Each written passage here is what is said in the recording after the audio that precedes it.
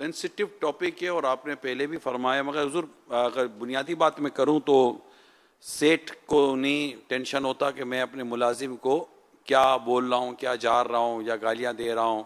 Supervisor है वो अपने नीचे लेबर को, या सेठ आकर लेबर के सामने सुपरवाइज़र को, तरह ये होता है जैसे घर में शौहर अपनी बीवी को बच्चों के सामने या अपने किसी वालिदैन या भाई बहनों के सामने।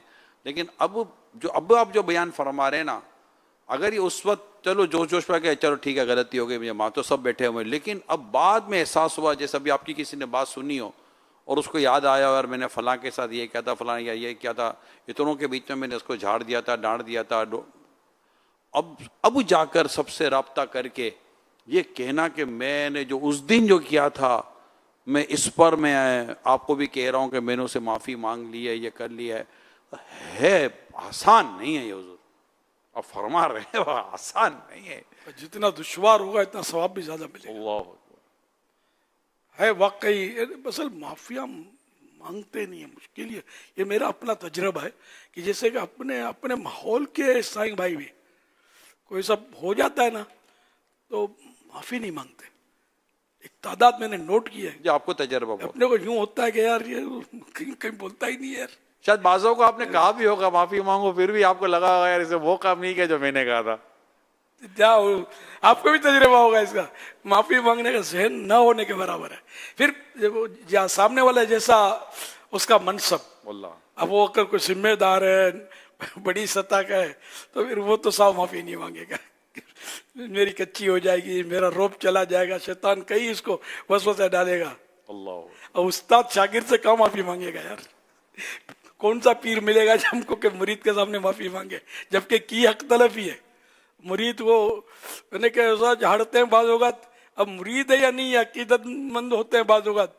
तो क्योंकि मेरा एक तजर्बा है कि एक शख्सियत से बहुत मुतासिर था, मैं सफ़र करके मिलने गया था, तो मैं उनके पास हाजिर था। दावत इस्लामी शायद बनी नहीं थी उस वक्त। तो कि बुजुर्गों से उलमा से मोहब्बत का दौर तो मेरा पुराना है। तो मैं गया था और कोई मतलब लोग भी अकीदतमंद बैठे हुए थे, समझे। तो इतने में कोई साहब आए। अब वो इनका क्या मसला है, क्या बोला उन्होंने, मैं भूल गया हूँ। थे शेव्ड वो। अब वो साहब जो थे पीर साहब, इत्तेफाक से बड़े बाखलाक थे वैसे, यूं मिलने जुलने में जो मैंने मुतासिर हुआ था मैं। यकीन माने इनको पता नहीं क्या हो गया, ऐसा जलाल आ गया और उसको जो सबके सामने झाड़ना शुरू किया है ना। कांप रहे थे पीर साहब, समझो, वो झाड़े जा रहे थे। तेरी दाढ़ी नहीं है, दाढ़ी रख, ये क्यों बोला, ये क्यों। अरे मैं तो देखता रह गया। फिर मैंने मुड़ के नहीं देखा, पीछे में भाग गया। दोबारा कभी उससे मुलाकात नहीं की। मैं खुद मतलब दिल टूट गया मेरा यार। ये चलो गलती होगी वो इसकी, तो ये अंदाज जो है।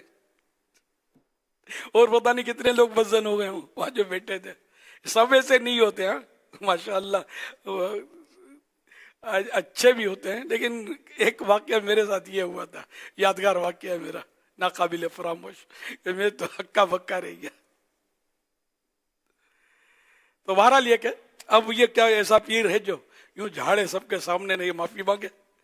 अब तो ये तो इसकी माफी तो ऐसी हो कि मतलब आंखों से आंसू के बदले खून निकलने चाहिए। इतनों का ये खून मुबालगा कर रहा हूँ नहीं, इतनों के सामने ऐसी उसकी तजलील की बेचारे की मंगनी हो तो आदमी तोड़ दे। पीर साहब का अकीदतमंद की अपने को नहीं चाहिए। और ऐसा मुखालिफ हो जाए जो बाद मुरीद से होते हैं, बिल्कुल मिटे हुए होते हैं, आंखें बंद होती हैं।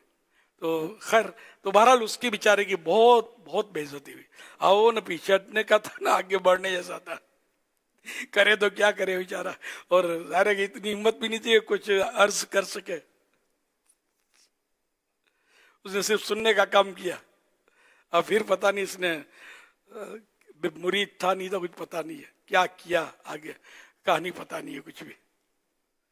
तो ये नहीं होना चाहिए, आदमी अपने आप को कंट्रोल करे। बाद ईसाई भाई भी ऐसे होते हैं, वो जब इनकी घूमती है ना तो आगे पीछे कौन है, अतराफ में कौन है, कौन देख रहा है, कौन सुन रहा है, ना आओ देखेंगे, ना ताओ देखेंगे, ना मस्जिद देखेंगे, ना मदरसा देखेंगे। स्टेट फायरिंग शुरू। ये बहुत बड़ी कोताही है। ये है मतलब जैसे हमें यूं इजी लगता है बोलना सुनना, लेकिन आखिरत के लिए बड़ी खतरनाक बातें हैं ये। इस तरह के लोग भले हाजी हों, नमाजी हों, 100 हज किए हों, अरबों खरबों रुपए खैरात किए हों, आखिरत में इनकी नेकियां शायद बचा नहीं सकेंगी इनको, क्योंकि ये हुकूकुल इबाद इस तरह इतने तलफ होते हैं, इस जबान से झाड़ने लिताड़ने दूसरे की तस्लील करने से, कि इनको कहाँ अदा करेगा ये। नेकियां देनी पड़ेंगी ना उसको। फिर अगर नेकियां ना हुई तो उसके गुनाह लेने पड़ेंगे। तो ये हाजी नमाजी जो है वो जहन्नम की तरफ खींचा जा रहा होगा,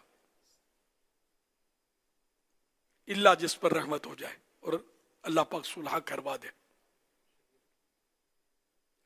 तो बहुत यानी कि हुकूकुल इबाद का मामला बड़ा हुस्सास है। हुकूकुल्लाह भी बिल्कुल पूरे ही करने, हुकूकुल इबाद का मामला यूं भी हुस्सास है कि हक़ुल्लाह जो है उसकी चुपके से तौबा कर दी, किसी ने अल्लाह का हक अदा, वो अगर अलल ऐलान नहीं किया, चुपके से तौबा कर ली, वो हो जाएगी तौबा उसकी। अल्लाह चाहेगा तो करम फरमा देगा, वैसे ही माफ कर देगा अपनी रहमत से, चाहे तौबा ना की। लेकिन हक़ुल अब्द अल्लाह माफ नहीं करेगा। ये मामला उसने छोड़ा है बंदों पर। हालांकि अल्लाह बंदों का भी अल्लाह ही खालिक और मालिक है, हुकूक भी उसी के, लेकिन उसने ये बंदों के हुकूक के ताल्लुक से खुद उसकी मसलहत है कि ये इख्तियार फरमाया है बंदा माफ करे। और यहाँ हमारी जबान भारी हो जाती है। अल्लाह से तौबा करने में जबान भारी नहीं होती, बल्कि सबके सामने तो यूं यूं करेंगे तो अपनी वैल्यू बढ़ती है, ऐसा लगेगा। अल्लाह के सामने तौबा करने में वाकई बढ़ती भी है, लेकिन बंदे से माफी मांगने में आदमी पिछड़ जाता है। इससे माफी मांगूंगा तो मेरे सर पे चढ़ जाएगा। अब सर पे चढ़े या पैर में पड़े, माफी तो मांगनी पड़ेगी। अगर आपने कुछ जुल्म किया है तो माफी ऐसे मांगनी पड़ेगी कि इसकी समझ में आए, और जिसको माफी मांगना कहा जाए कान में सॉरी बोला चला माफ करना, ये माफिया नहीं है। प्रॉपर तरीके से माफी मांगनी होगी।